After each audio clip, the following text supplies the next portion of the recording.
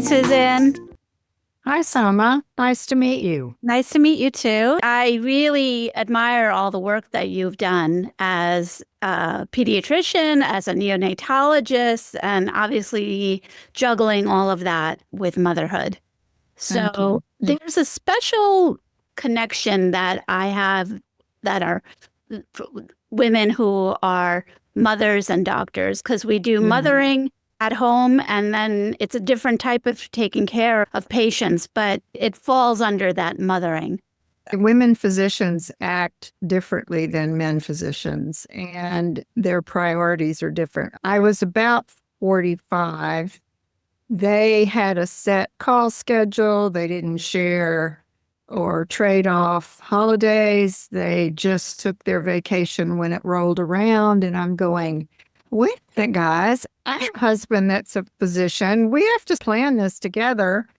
And that sort of upset them. And then there was this notion of coming in at 7 in the morning. And I said, if we come in at 7 in the morning, I can't see my children before they go to school. And they went, our wives. Oh, no, no, no. I said, I know, but I want to put them on the bus. And couldn't we start at 8? And so we did. And they all loved it.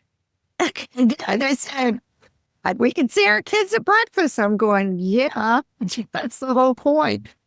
So it was really fun to drag them into a family-friendly practice.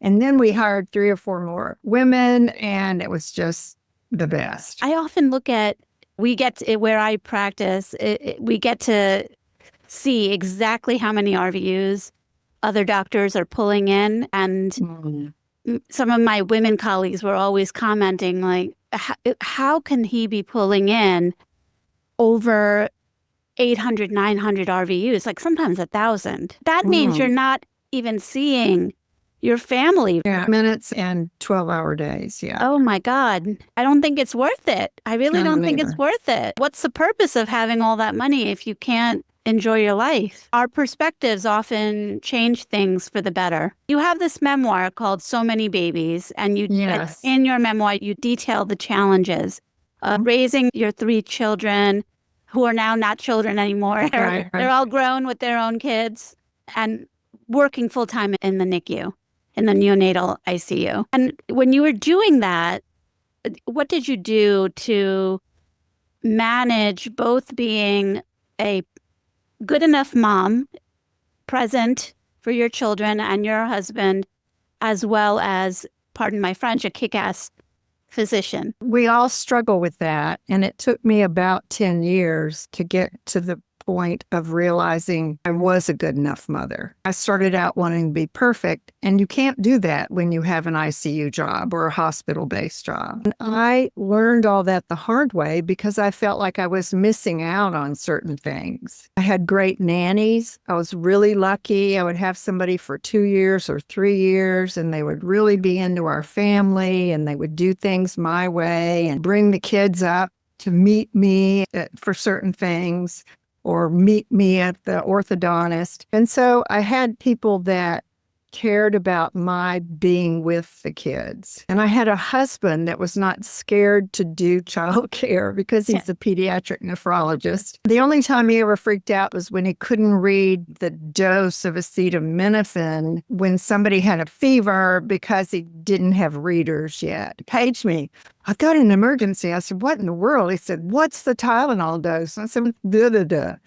And he said, Ann has 104 fever. And I said, put her in the tub and give her some Tylenol. I can't read the dose. Wait, okay. It was hilarious. But he was always helpful. And so if I worked weekends, he would be off and vice versa. Now, that wasn't very good for our marriage, but it was really good for keeping the family going and the kids taken care of. I think the real answer is each of us has to figure out how much we want to work, how much perfectionism we want to bring to our jobs, and whether or not that gives us enough time at home to be a mom. And I've waxed and waned throughout my career. At first, I was doing too much, trying to get promoted. And then I had a job I didn't so much, so I pulled back and spent more time with the kids. And then I had a job I really liked a lot, and the kids were middle school and high school, and they didn't need me as much. I think it changes throughout your career, and it changes based on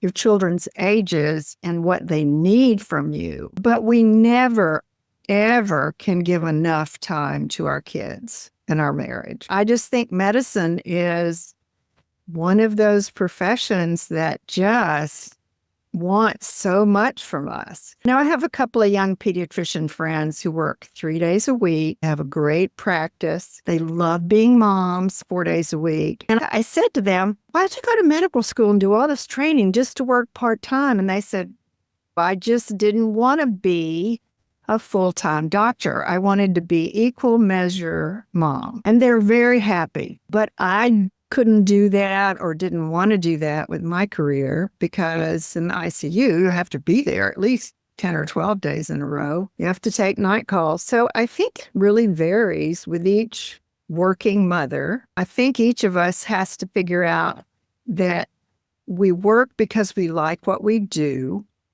and that makes us a better person and a better mother. And we need to have enough time to be a good enough mother and a good enough partner or wife. I think you'll find as you get older and your kids get older that your definition's going to change. It's going to morph just a little bit depending on where you are and where they are. One of the things that I give you a lot of courage about discussing this, because not a lot of women feel comfortable sharing their mental health, but you are very open in talking about a major depressive episode after having a baby at 40. How did this shape your experience, both as a mother as well as a doctor? And did it change anything for you going forward? I have always felt that mental illness got a bad rap.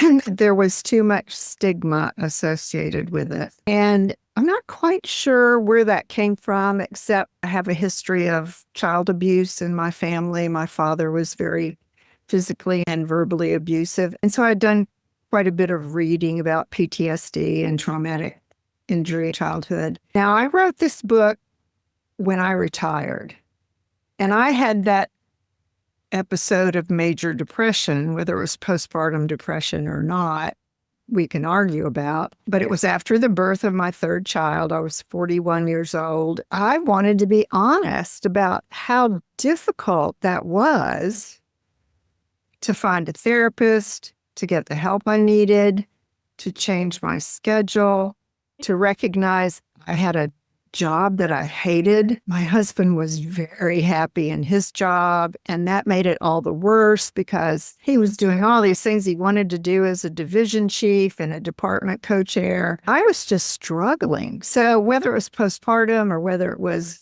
major depression because I was so unhappy, it's really not relevant. What's relevant is that it knocked me on my butt.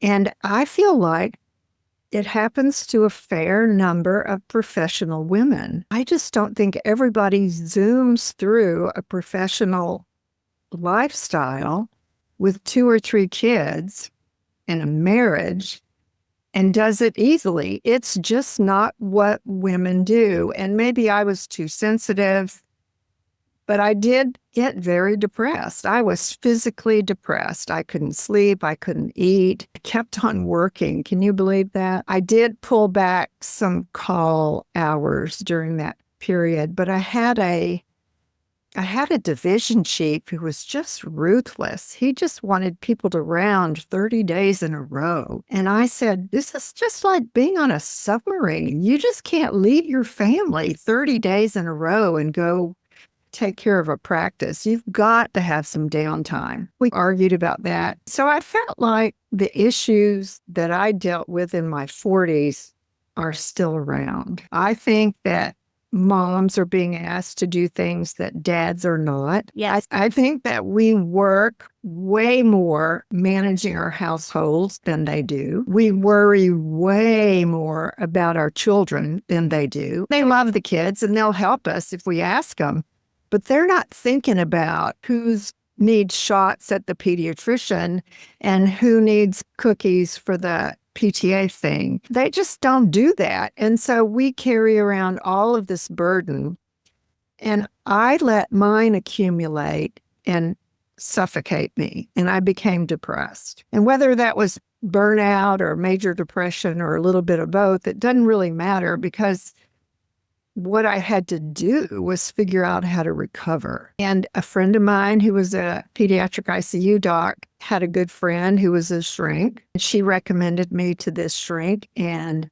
he and I worked together. I'll never forget. You'll love this story, Soma. He said, describe to me your life. And I said, this was several sessions in. I said, okay, you know that guy on the stage that spins sticks and plates on top, and he runs around on stage and he has more plates spinning and more sticks spinning, and his goal is to keep all of the plates spinning. Nothing can fall. And when it wobbles, you run over and you spin it. That's me. That's my life. And he said, he laughed. I said, what is funny about that? That is not funny. He said, why don't you take down some of the plates? And it was really an epiphany, because I said, oh my God, this is within my own control. And we set up, with his help, I set up a list of priorities in my mind. I can't remember if we put it on paper. And of course, child 1, 2, and 3 and husband were at the top of the list. And then was job, and then was friendships and hobbies and exercise. And anyway,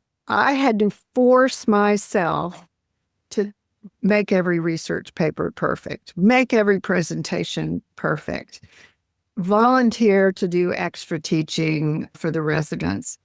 Use your free time to work on some promotion package. I had to force myself to let go of things that I had previously thought were important. Because when I looked at the whole big picture, they weren't that important. As I pulled away the low priority things and concentrated on the high priority things, and I got a new job.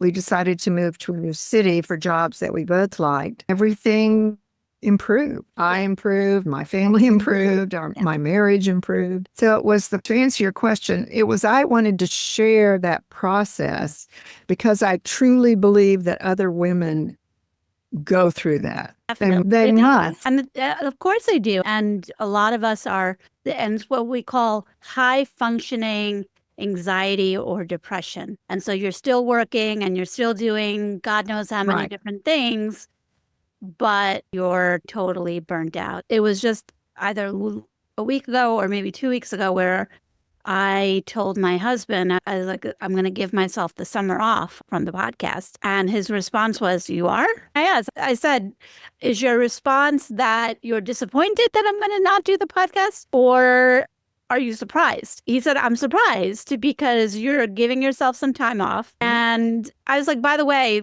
I can still do some light things for the podcast and not have it overwhelming at times and not let it become a thing where it's more exhausting than enjoyable. Good for you.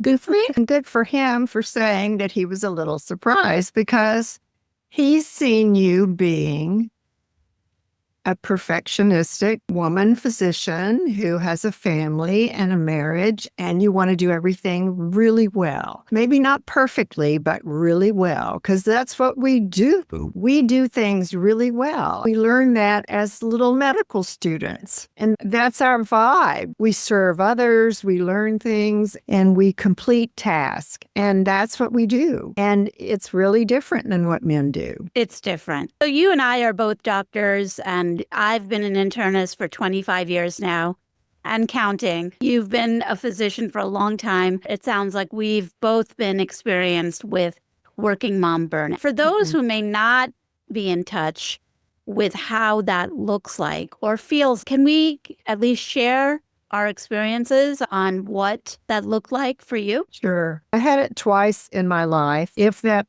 postpartum episode was partially burnout. I think it was, not just depression. Then I had it again when I was 60, and I had a very challenging teenager. So here's how it starts when it's working mom burnout. Something in the family sets you off. A difficult child, a special needs child, a challenging teenager. Your husband has a great job and your job sucks. You hate your manager, you hate your boss. Something triggers this inability to be all the things you want to be to your children and your family. And I've talked to lots of moms who will cry and confess, I just can't take care of this kid anymore. It's just too much for me. And when I was 60 and my youngest was 16, she was the most difficult teenager. And I was terrified of where she was going and what she was going through. It was tattoos and car wrecks and skipping school. And I didn't know how to handle her and I didn't know how to help her. And she would push my buttons and we would fight. And then my husband would get in on it. It was just a nightmare. And so I think my job was going okay then. I probably didn't do a very good job, but I worked, but I had spent so much time feeling like a bad mother. Working mom burnout, for whatever reason you get it, makes you feel like a bad mother. Either your job is an influence, a mortgage, financial issues, a difficult child, a marriage breaking up, whatever it is, it makes you feel like a bad mother.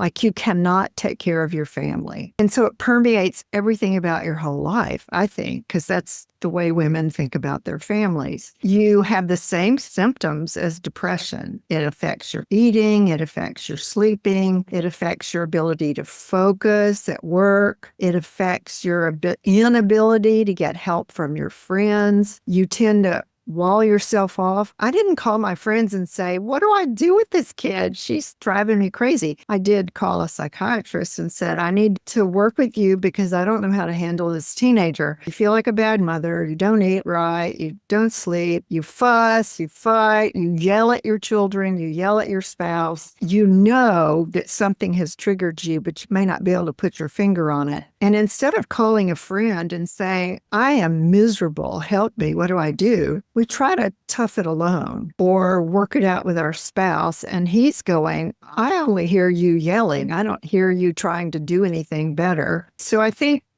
when you know you have it, or if you think you have it, the very first thing you should do is call a support person, best friend, and say, I feel like I'm at the end of my rope. Can I talk to you about this? Because I think the people that love us and know us and say, yeah, you really have been acting like that. And yeah, she really is driving you crazy. And yeah, this is a bad situation. What are you going to do about it?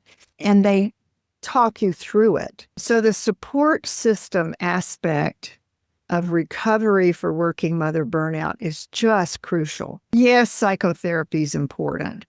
But not everybody can afford that. But everybody has a best friend. Everybody has a group of colleagues at work. Everybody has a neighborhood mom group that they like, or a school mom group, and who really are going through the same things. The more I learn about working mom burnout, the more I hear it's prevalent. We are all dealing with it. We are all struggling to do too much, and we've taken on this huge emotional load. We all have financial issues, and we're all borderline intensive parents. I don't want to call it helicopter parents, but we are. I mean, we're trying to get away from that, but we've been intensive parents because we want our children to succeed. And it's just too much. And so when you get burned out, when you get working mother burnout, you have to figure out what gives. Is it you? Is it the kid? Is it your job? Is it your manager? Is it your spouse? And you've got to target what tipped you over the edge and agree to work on that. If you have a special needs kid and you just can't do it anymore, you're going to have to hire somebody to come in and take care of that child 1 day a week or 2 days a week. Or if you're taking care of elderly parents, I went through this at age 65. I thought I was going to drive myself crazy. They were 94 and 97, and I was doing their finances and paying their caregivers. And I said, oh, this is way too much, way too much. And I had to hire somebody to do that for me. So we always just bite off more than we can chew. And when we bite off more than we can chew, we have to say, wait, that's the problem. That's what pushed me over the edge. You may need a different job. You may need to talk to a colleague at work about changing jobs. You may need to talk with your husband about couples therapy. Yeah. There's so many different possibilities.